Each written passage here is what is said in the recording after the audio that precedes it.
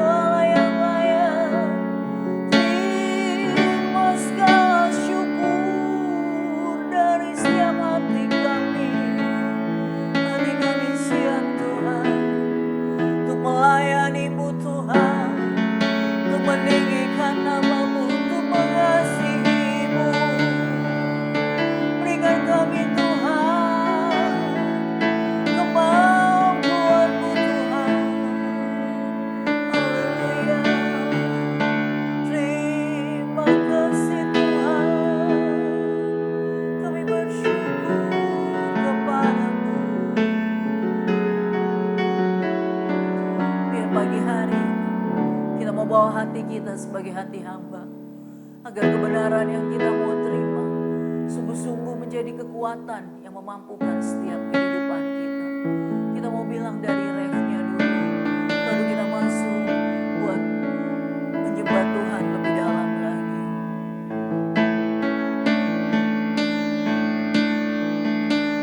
Ku tak membawa apapun juga saat ku datang ke dunia. Ku tinggal semua pada akhirnya saat ku kembali ke surga. Ku tak membawa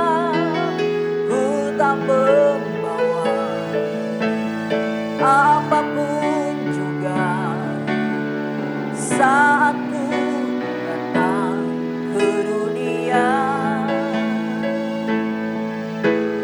Ku tinggal semua pada akhirnya saat ku kembali ke surga. Inilah yang ku punya, hati sebagai hamba yang mau taat dan setia padamu Bapa.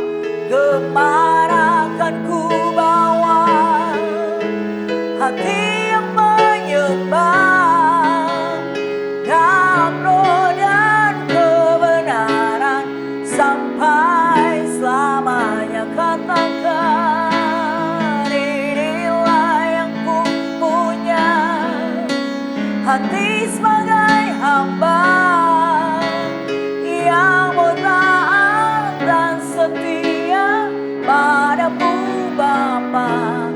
Kemana akan ku bawa hati yang menyembah dalam roh dan kebenaran sampai selamanya. Dengan lembut katakan, inilah yang ku punya, hati sebagai hamba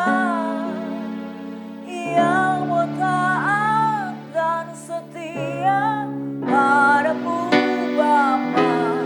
Kemana akan ku bawa hati yang menyembah dalam roh dan kebenaran sampai selamanya. Sekali lagi bilang, inilah yang ku punya, hati sebagai hamba yang mau taat dan setia padamu Bapa.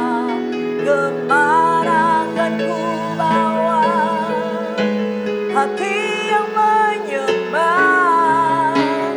dalam roh dan kebenaran sampai selamanya. Dalam roh dan kebenaran sampai selamanya.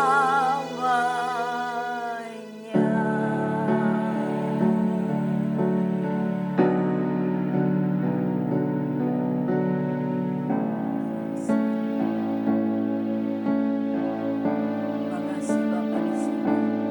Kami berdoa beri hati kami Tuhan. Biar setiap hati kami kembali Tuhan bentuk lewat kebenaran firman. Dalam nama Yesus kami berdoa dan mengucap syukur. Haleluya. Amin. Shalom. Puji Tuhan saudara, kita ketemu lagi. Biar kita boleh mendengar firman Tuhan dalam saat seperti ini, apa yang kita pegang. Karena tidak ada yang bisa kita pegang di dunia ini kecuali firman Tuhan. Kita berdoa dulu sebelum dengar firman Tuhan ini. Ya, mari kita berdoa bersama. Bapak Yesus Roh Kudus, kami ucap syukur karena Engkau baik, karena Engkau sungguh sangat baik. Karena firman berkata, Engkau turut bekerja dalam segala hal untuk mendatangkan kebaikan bagi setiap orang yang mengasihinya. Kami nggak ngerti Tuhan apa yang sedang terjadi dan apa yang akan terjadi, Tapi yang kami tahu pasti Tuhan, dalam setiap perkara, dalam segala hal yang kami hadapi Tuhan, Engkau turut beserta dengan kami. Biar kita saat ini Tuhan, kami yang lemah boleh dikuatkan. Roh kami yang lemah Tuhan boleh dikuatkan. Mari Tuhan tolong kami, buka mata rohani kami dan telinga rohani kami supaya setiap firman yang dibacakan, firman yang kami baca, firman yang kami dengar, boleh dibukakan, yang logos boleh menjadi rema. Yang firman yang tertulis boleh menjadi firman yang hidup Tuhan. Sehingga itu menjadi jawaban bagi setiap kami yang membutuhkan firman-Mu. Roh kami yang lemah boleh dikuatkan Bapak. Terima kasih Tuhan Yesus Kristus. Mari Roh Kudus beri kepada kami semua, baik hamba-Mu yang menyampaikan firman-Mu ini Tuhan, maupun setiap orang yang mendengar. Maupun setiap orang yang tidak sengaja membuka channel ini dan mendengar firman-Mu Tuhan. Roh Kudus mari jamah setiap hati kami. Lembutkan setiap hati yang keras. Balut setiap hati yang terluka. Beri kepada kami roh hikmat, akal budi, wahyu dan marifat untuk mengerti. Sehingga setiap logos firman yang dibacakan boleh menjadi rema sesuai kebutuhan setiap kami yang berbeda. Terima kasih Tuhan Yesus Kristus. Dalam nama Yesus kami sudah berdoa dan mengucap syukur. Haleluya. Amin. Amin. Puji Tuhan Yesus. Saudaraku yang kasih dalam Tuhan, hari ini saya bahas tentang Yesus teladan penginjilan yang sejati. Kenapa? Karena apapun yang terjadi, saya percaya kalau Tuhan Yesus hari ini ada di sini, dia tetap melakukan penginjilan. Ya, dia tidak terdampak dengan apa yang terjadi di dunia ini, tapi dia justru berdampak. Apa yang dia lakukan berdampak pada dunia ini. Mari kita lihat apa yang Yesus telah lakukan. Saya akan bacakan firman Tuhan, dan kita sama-sama baca saudara. Kita baca yang cukup keras sampai telinga kita dengar, sampai roh kita makan. Karena firman Tuhan adalah makanan rohani kita. Sehingga pas saat kita lemah, firman itu yang menguatkan. Ya. Orang bilang kata-kata yang positif membangun, yes, betul. Kata-kata yang negatif menjatuhkan kita, yes, betul. Tapi yang membuat kita rohnya hidup hanya firman Tuhan. Ya, mari kita buka dalam Matius pasal 9 ayat 35 dan 36. Saya akan bacakan beberapa ayat. Ya, kita akan baca dan baca ya. Matius 9 ayat 35. Demikianlah Yesus berkeliling ke semua kota dan desa. Ia mengajar dalam rumah-rumah ibadat dan memberitakan Injil kerajaan surga. Serta melenyapkan segala penyakit dan kelemahan. Amin. Menarik sini katakan Yesus. Demikianlah Yesus berkeliling di semua kota dan desa. Walaupun saat ini dikatakan PSBB. Saya percaya Yesus ada, dia tetap berkeliling. Saudara. Kenapa? Karena ia mengajar dalam rumah-rumah ibadat. Nah, rumah ibadat ini atau sinagog, sudah dalam bahasa Inggrisnya, dalam bahasa Yunani sinagoga, itu artinya tempat pertemuan orang-orang Yahudi untuk bicara tentang Tuhan. Jadi orang Yahudi pada zaman dahulu kalau dia berkumpul hanya di beberapa tempat saudara. Ya, satu sinagog, ya, atau yang kedua di pintu gerbang kota. Itu membahas hal-hal yang bersifat umum. Tapi kalau mereka ke sinagog, ini hanya orang yang berkumpul baca firman Tuhan. Ya. Demikianlah Yesus berkeliling semua kota dan desa, ia mengajar dalam rumah-rumah ibadat, tempat orang-orang berkumpul cari Tuhan, dan memberitakan Injil kerajaan surga serta melenyapkan segala penyakit dan kelemahan. Ya, ayat 36. Melihat orang banyak itu, tergelaklah hati Yesus oleh belas kasihan kepada mereka. Karena mereka lelah dan terlantar seperti domba yang tidak bergembala. Bahasa Indonesia kata belas kasihan di sini dari kata compassion bahasa Inggrisnya. Itu artinya gini, dari dalam hati merasakan simpati, kasihan. Atau digerakkan oleh karena kasihan, karena belas kasih. Jadi apapun yang Yesus lakukan, itu karena digerakkan dari dalam, saudara. Ya, bukan buat status di Facebook, ya, status di medsos, bukan. Biar orang lihat, oh baik banget dia, bukan. Tapi hatinya ini loh, kalau maka tergeraklah hati Yesus oleh belas kasihan. From deep inside, dari dalam, ya. Oh, saya banyak belajar sudah dari firman Tuhan ini. Saya berharap kita bersama-sama belajar, ya. Dalam Markus 5, Markus 6, pasal 6, ayat 56. Ya. Kemanapun Yesus pergi, ke desa-desa, ke kota-kota, atau ke kampung-kampung, orang meletakkan orang sakit di pasar. Ya, jadi tempat yang kedua orang ngumpul selain di sinagog tadi yang cari Tuhan, di pasar-pasar. Ya. Karena pada zaman dulu di pasar itu tempat orang bertemu untuk jualan apa saja ketemunya di pasar. Ya. Di pasar dan memohon kepadanya supaya mereka diperkenan hanya menjamah jumbai jubahnya saja. Dan semua orang yang menjamahnya menjadi sembuh. Waktu saya renungkan ayat ini, saya baca berkali-kali, ini ada krisis sebenarnya saudara. Kenapa? Karena pada saat itu, pada waktu Yesus keliling kemana-mana dia menyembuhkan, itu berita dari mulut ke mulut ya. Mouth to mouth ya. Kalau zaman sekarang marketing dari mulut ke mulut begitu efektif saudara, sehingga orang begitu dengar, langsung datang, di mana Yesus, di mana Yesus, ya. Mereka berkumpul, saking banyaknya orang kumpul tuh mau ketemu Yesus susah, karena Yesus dikelilingin 12 muridnya. Kalau sekarang kayak pas pampres begitu ya, dikelilingin, ya. Sehingga orang-orang itu cukup punya iman sedikit aja. Katanya begini, supaya mereka diperkenan hanya menjamah jumbai jubahnya saja. Orang-orang meletakkan orang sakit di pasar dan memohon kepadanya, kepada Yesus atau kepada Yesus, supaya mereka diperkenankan, diperbolehkan menjamah jumbai jubahnya, ya, ujung jubahnya, ya.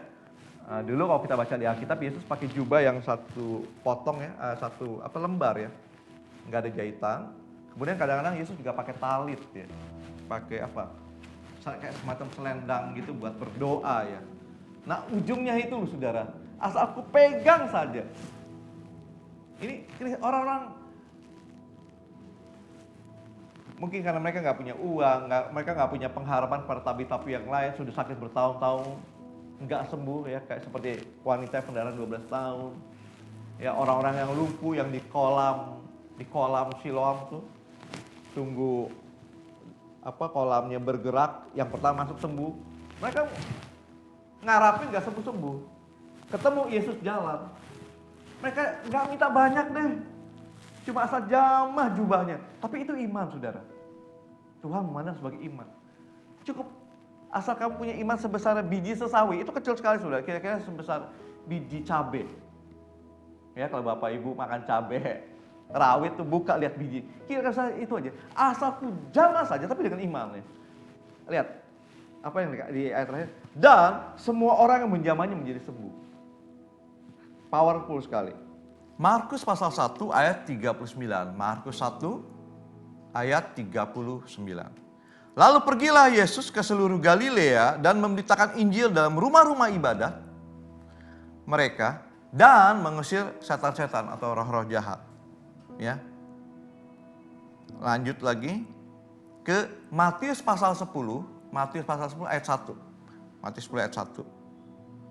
Perhatikan, Yesus memanggil ke-12 muridnya dan memberi kuasa kepada mereka untuk mengusir roh-roh jahat.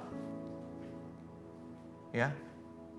Roh-roh jahat dan untuk melenyapkan segala penyakit dan kelemahan. Jadi bukan pada waktu Yesus menginjili, bukan hanya Yesus yang bekerja menyembuhkan, tapi kemudian Yesus juga mengurapi, memberikan otoritas kepada murid-muridnya. Sebenarnya Yesus lagi sambil penginjilan tuh dia sedang memuridkan ke-12 muridnya. Karena wilayah Yesus kalau kita lihat dari awal tuh hanya daerah Israel saja, untuk orang Yahudi saja. Karena waktunya singkat sekali, hanya 3,5 tahun. Tapi setelah Yesus mati dan naik ke surga, murid-muridnya yang satu orang ini, Yesus jadi 12 orang muridnya ini lah yang menginjil keluar dari Israel. Kemudian ada murid 500 kalau kita baca Alkitab, ada murid yang 3.000, itu multi level ya, berlapis-lapis, sampai sekarang ada ratusan ribu, bahkan mungkin 1 juta lebih hamba Tuhan di seluruh dunia yang melayani, yang terlibat pelayanan, sehingga firman Tuhan bisa sampai kemana-mana. Ya. Matius 10 ayat 1 tadi, Yesus memanggil ke-12 muridnya dan memberi kuasa pada mereka untuk mengusir roh jahat dan untuk menyiapkan segala penyakit dan kelemahan. Ini pun didukung oleh Yohanes pasal 1 ayat 12. Itu tadi kan Yesus beri kuasa pada muridnya kan, secara spesifik, secara khusus. Tapi kalau Bapak, Ibu, dan Saudara yang sudah terima Tuhan Yesus, sudah dibaptis Roh Kudus, sudah didoakan hamba Tuhan, pengutusan. Lihat ya, Yohanes 1 ayat 12. Tetapi semua orang yang menerimanya, menerima siapa? Menerima Yesus. Ya, nanti Bapak Ibu baca di rumah Yohanes pasal 1 ayat 1 sampai 12. Ya. Pada permulanya ada firman bersama dengan Allah, dan firman itu adalah Allah. Ya, firman menjadi manusia. Allah anak ini menjadi manusia, si firman itu. Ya, kemudian di 1 ayat 12-nya, tetapi semua orang yang menerima si firman ini yang jadi manusia, yaitu Yesus Kristus itu, diberi kuasa supaya menjadi anak-anak Allah. Karena Yesus anak Allah, kita yang menerima Yesus menjadi anak-anak Allah. Yaitu mereka yang percaya dalam namanya, dalam nama Yesus. Karena hanya nama itu yang berkuasa, saudara. Jadi,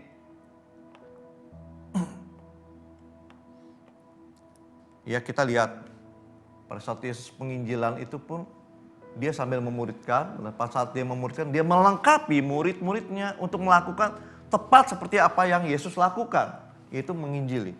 Ya, kita terima Tuhan Yesus sebagai Tuhan Juru Selamat bukan sekedar untuk kita pribadi diselamatkan, tapi juga Tuhan pengen kita ambil bagian untuk menginjili ke orang lain. Keluarga kita, suami kita, istri kita, anak kita, orang tua kita, mertua, ipar kita, besan kita, keponakan kita, ya, teman di kantor kita, teman-teman di sekolah kita, dalam lingkungan pekerjaan, di mana saja kita berada. Tuhan Yesus sudah melengkapi kita sebenarnya. Kuasa ada di mulut kita. Dalam nama siapa?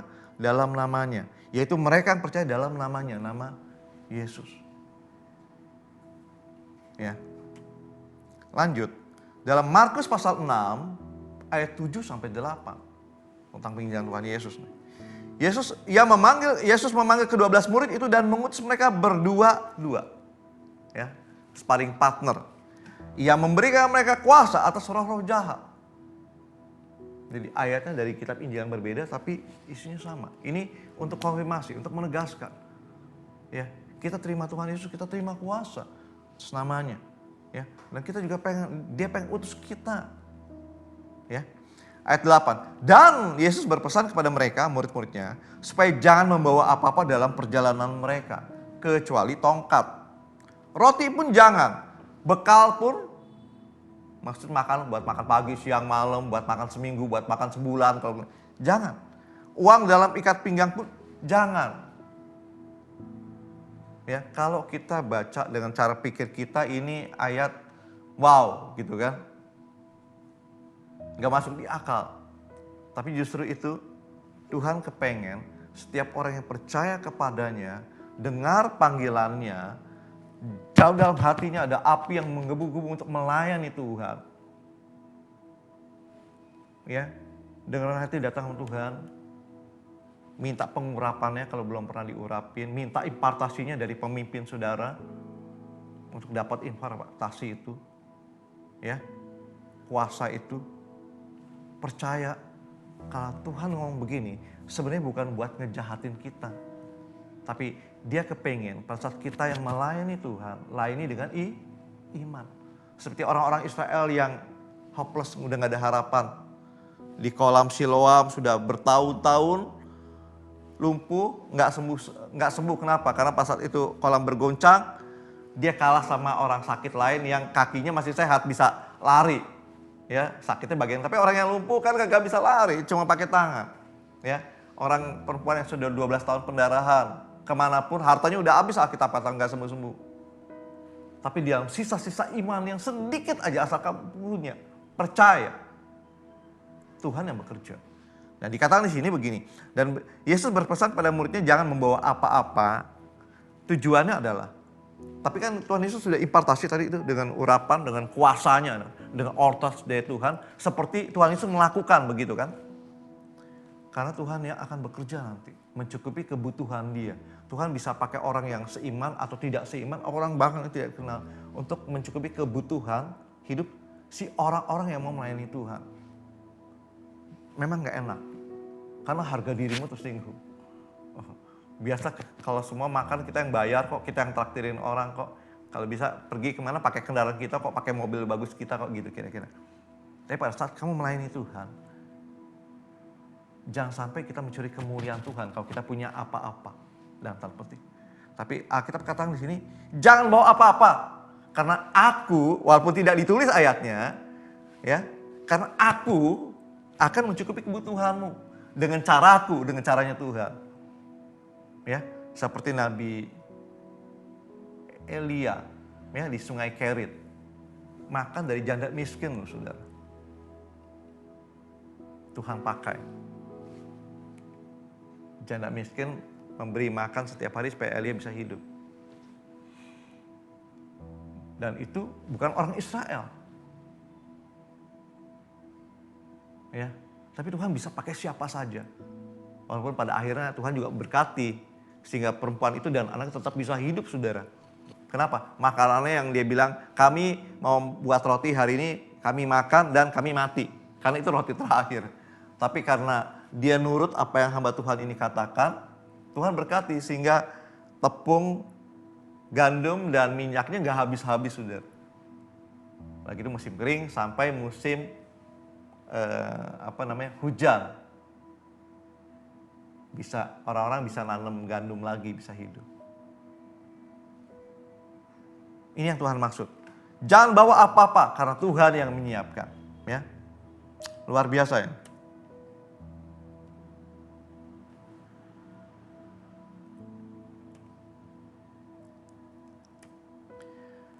Markus pasal 1 ayat 35, ya. Teladan Yesus sebagai penginjil. Pagi-pagi benar waktu hari masih gelap, ia bangun dan pergi keluar. Ia pergi ke tempat yang sunyi dan berdoa. Apa sih yang Tuhan Yesus lakukan? Ya, ternyata dalam kesibukannya, ya, pagi-pagi waktu hari masih gelap, berarti subuh ya.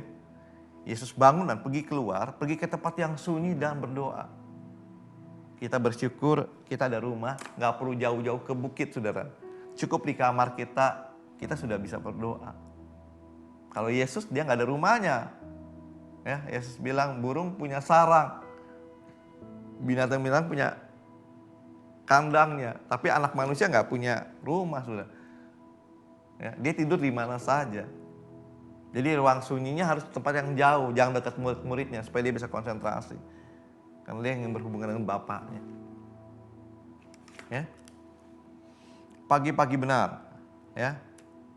Kemudian Markus pasal 6 ayat 46 dan 47. Markus 6 ayat 46 dan 47. Ini setelah selesai pelayanan, saudara ya. Setelah Yesus berpisah dari mereka, dari murid-muridnya, ia pergi ke bukit untuk berdoa. Ini setelah selesai nih. Sudah sore, malam, sudah mulai gelap. Yesus berpisah untuk menyendiri, untuk berdoa, saudara. Ayat 47. Ketika hari sudah malam, perahu itu sudah di tengah danau. Maksudnya perahu itu, perahu yang berisi murid-muridnya 12 orang. Seberang danau Galilea. Ya, jadi dari satu sisi, nyebrangnya pakai perahu, biar cepat. Ya, Yesusnya enggak, masih di darat, saudara, untuk berdoa. Ayat 47. Ketika hari sudah malam, perahu itu sudah di tengah danau, murid-muridnya. Sedang Yesus tinggal sendirian di darat. Ngapain? Karena dia mau berdoa. Pagi diawali dengan doa, kemudian dia pelayanan, dia keliling, menginjili, menyembuhkan orang sakit. Sorenya dia berdoa lagi. Karena dia sadar kekuatannya, karena dia tetap berhubungan dengan Bapa. Ya. Saudaraku yang kekasih dalam Tuhan, Yesus Kristus bukan hanya Tuhan, dia juga firman yang menjadi manusia. Ya, kalau kita baca Yohanes pasal 1 ayat 1 sampai 12. Ya. Dia juga juru selamat, Yohanes 3 ayat 16. Yesus juga adalah utusan. Ya. Yesus juga nabi yang bicara tentang masa depan. Ya. Yesus juga rasul.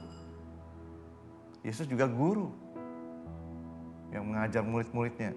Yesus juga gembala yang menggembalakan murid-murid dan orang Israel.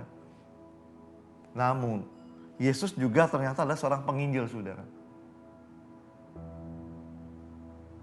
Seorang penginjil. Ya. Seorang penginjil.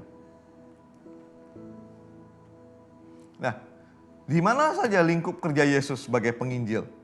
Nah, ini yang menarik, saudara.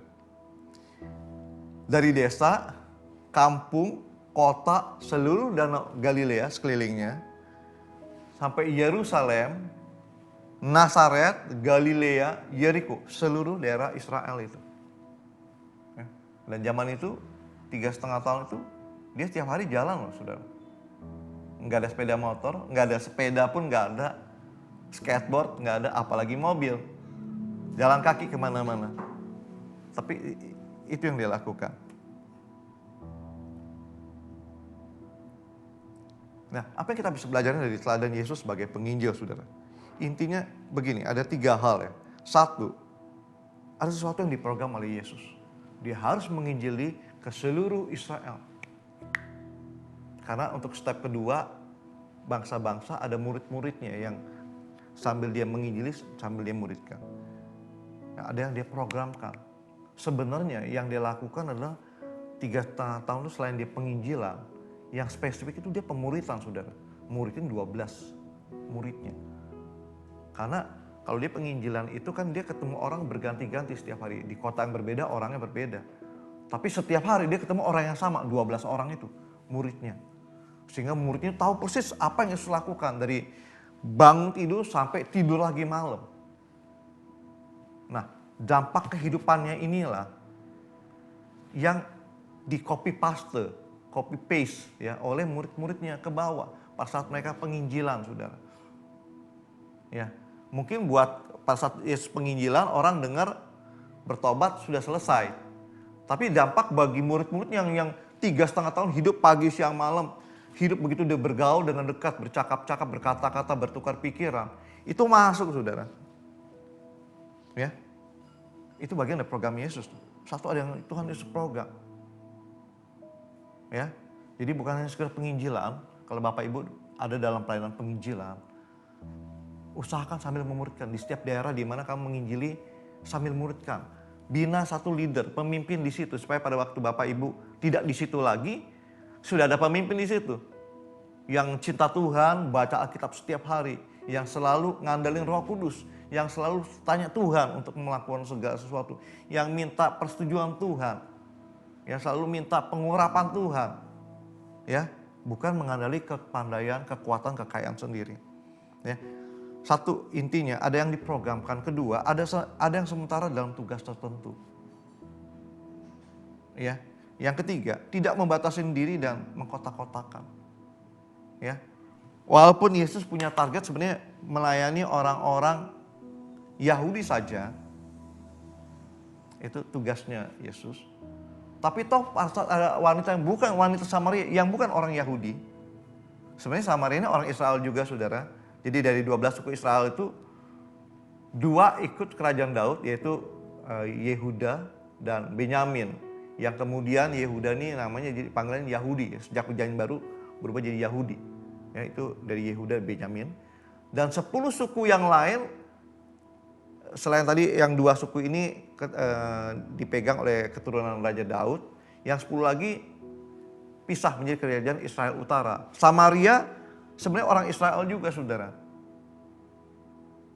Ya, sebenarnya cuman sudah nyembah Allah-Allah yang lain, sudah nggak murni lagi. Sementara hanya orang Yahuda lah yang menyembah Yehova Elohim atau Tuhan Allah yang masih setia. Ya, nah, tapi Tuhan Yesus layani juga orang perempuan Samaria itu, saudara. Ya.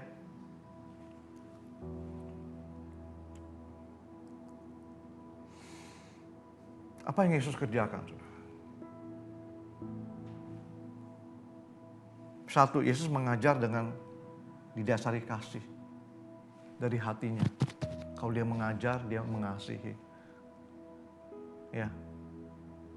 2, dia memberitakan Injil. Injil itu gospel. Gospel itu kabar baik. Good preach, good news, kabar baik, kabar baik. Kabar kelepasan bagi orang yang terikat, kabar kesembuhan bagi orang yang sakit, kabar pengampunan bagi orang yang mau bertobat. Ya. Yang 3, Yesus menyembuhkan orang sakit, memberi bukti langsung. Pada waktu dia pelayanan, dia langsung praktek, saudara. Enggak terlalu banyak teori. Ya. orang buta datang, Yesus langsung tanya, apa yang kamu mau? Rabi, aku mau melihat. Jadilah sesuai dengan imanmu. Itu demonstrasi kuasa Allah yang luar biasa yang Yesus lakukan. Yang Yesus kerjakan waktu penginjilan, satu mengajar dengan kasih, kedua memberitakan Injil kabar baik, yang ketiga menyembuhkan orang sakit, memberi bukti secara langsung. Yang keempat, Yesus mengusir setan-setan atau roh jahat. Ya. Mengalahkan kegelapan. Ya. Kita perlu mengerti, nanti kalau Bapak Ibu baca Alkitab dari bahasa aslinya, tidak semua orang itu kerasukan setan. Setan itu Satanas, ya. Itu artinya the fallen angel, malaikat yang jatuh dalam dosa. Nanti ada lagi roh jahat, evil, daidamon, atau unclean spirit, roh yang tidak kudus atau roh najis dalam bahasa Alkitab. Itu bukan setan, tapi itu arwah-arwah. Orang kerasukan arwah-arwah, ya. Tidak semuanya orang kerasukan setan. Ya, nanti kalau Bapak Ibu masuk dalam pelayanan pelepasan dengan jam terbang yang tinggi akan bisa membedakannya. Ya. Yang keempat, jadi Yesus mengusir setan-setan. Yang kelima, Yesus memberi kuasa kepada orang-orang yang mengikut Dia, yang mau melayani seperti Yesus, yang punya hati seperti Yesus, mau melakukan apa yang Yesus lakukan. Ya.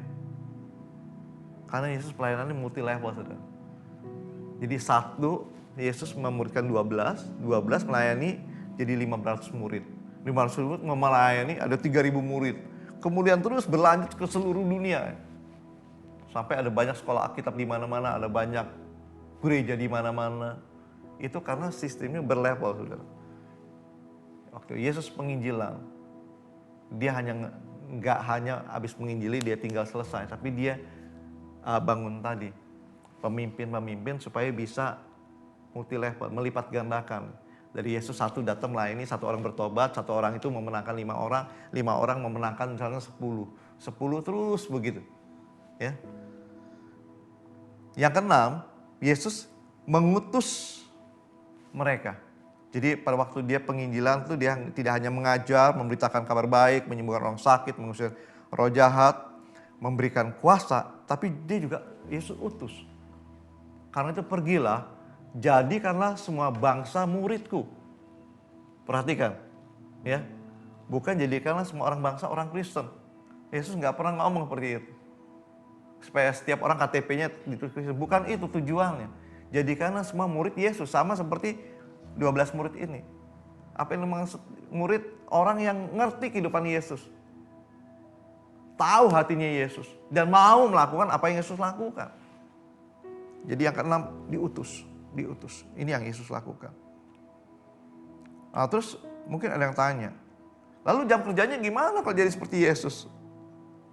Nah, kita lihat, saudara. Dari hari masih gelap sampai hari sudah gelap. Seperti Yesus lakukan, saudara. Ya, satu, tidak pernah mengenal lelah. Jangan lelah bekerja di ladangnya Tuhan. Roh Kudus yang beri kekuatan. Kenapa kita nggak lelah? Apalagi pada saat kita melayani, kita nginjilin, orang terima Yesus. Pada saat kita doakan orang sakitnya terhibur dan disembuhkan. Satu kekuatan. Mungkin secara fisik sebenarnya capek. Kita keliling kemana-mana. Ya, tidak mengalah. 2, tetap memiliki waktu yang cukup untuk istirahat. Tetap perlu istirahat. Ya. Yang ketiga, tetap memiliki waktu untuk bersosialisasi dengan banyak orang. Khususnya dengan murid-murid. Yang Yesus lakukan, dia tetap, walaupun dia melayani ribuan orang, tapi dia tetap di waktu-waktu khusus punya waktu khusus dengan 12 murid-muridnya. Ya, kenapa? Karena dia tahu yang 12 ini yang nempel terus sama Yesus, ini akan nanti melayani 500 orang. Ya, jadi murid, bukan segera jadi terima Yesus saja, tapi jadi murid. Ya. Pemimpin melahirkan pemimpin, pemimpin melahirkan pemimpin, sehingga bisa membesar. Yang keempat, memiliki waktu yang cukup untuk membangun dirinya dalam doa. Yesus pun guru kita, nabi kita, Tuhan kita. Dia kasih contoh, dia pun tetap berdoa kepada Bapa. Makanya waktu dia ngajar doa kan dia bilang, Doa begini, Bapa kami yang di surga. Karena saat dia pun sebelum disalib dia pun berdoa kepada Bapaknya. Bapak kalau boleh, dia punya waktu yang cukup dengan Bapaknya. Walaupun murid-murid yang sudah capek jalan kaki ikut dia pelayanan, ngantuk banget udah gak tahan lagi. Berdoa, diayak doa tidur. Yesus tetap berdoa. Yang keempat, jadi jam kerja Yesus, ya, 1 tidak mengenal lelah, 2 tetap memiliki waktu yang cukup untuk beristirahat setiap ada kesempatan. Tetap memiliki waktu untuk bersosialisasi dengan banyak orang, khususnya dengan murid-murid Yesus. Yang keempat, memiliki waktu yang cukup untuk membangun dirinya dalam doa. Yang kelima, memiliki waktu untuk peduli dengan orang sekitar. Ya. Inilah teladan penginjilan Yesus, saudara.